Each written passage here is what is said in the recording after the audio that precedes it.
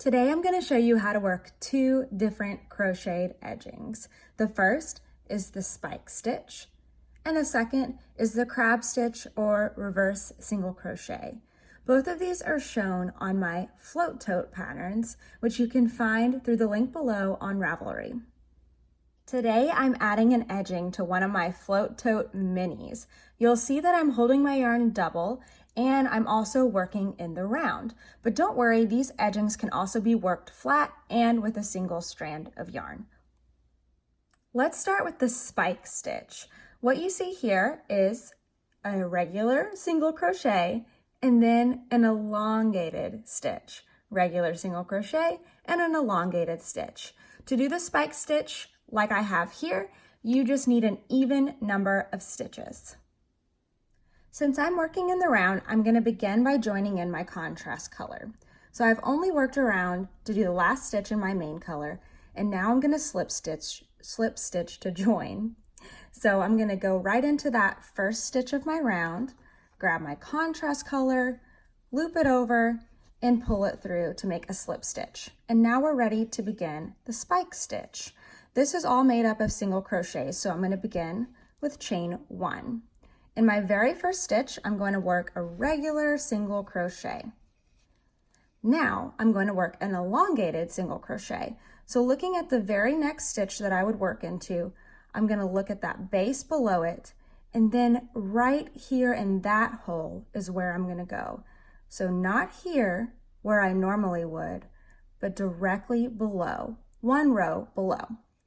Dive into that space, pull up a loop, and make sure you elongate it and make it even with your single crochet. Yarn over and pull through both loops to complete the stitch. In the very next stitch, I'm going to do a single crochet again, and then I'm going to do my elongated stitch. So here's where I would normally go in. Here's the base of that stitch, and I'm going to go right below it, so one row below. I kind of keep it marked with my finger, dive right in, pull up a loop, make sure you make it even, yarn over, and pull through both loops.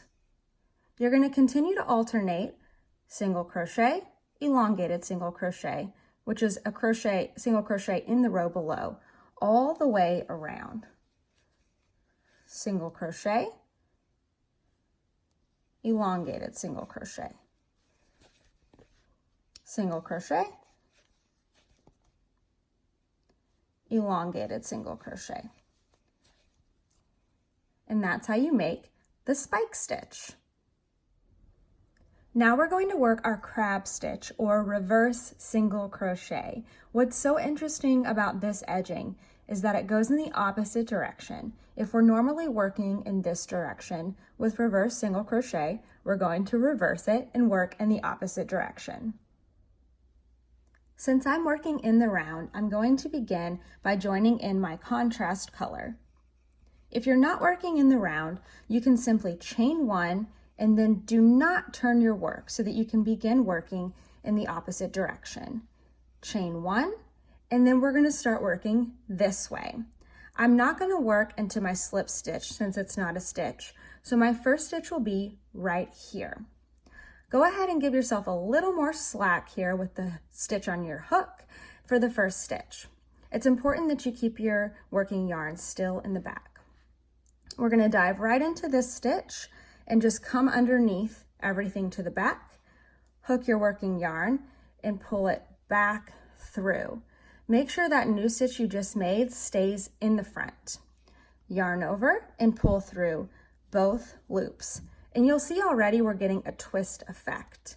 Now we're working in this direction, so my next stitch will be right here. Dive right into it, come underneath everything, hook your yarn, and pull it back through, making sure that this new one stays in the front, yarn over, and pull through. You can see that we're getting that ropey feeling already. I know this is super awkward, but practice it a few times and you'll get it. Let's do a few more. Dive into the next stitch, coming underneath everything, hook your yarn and pull it through, yarn over and pull through 2 loops. One more. dive into the stitch, come underneath, hook your yarn, pull it through, yarn over, and pull through both loops. And that is your reverse single crochet. You are ready now to go put beautiful, fun edgings on anything you want. If you would like to purchase these float totes, just follow the link below in the description box to my Ravelry pattern page, Love and Stitches.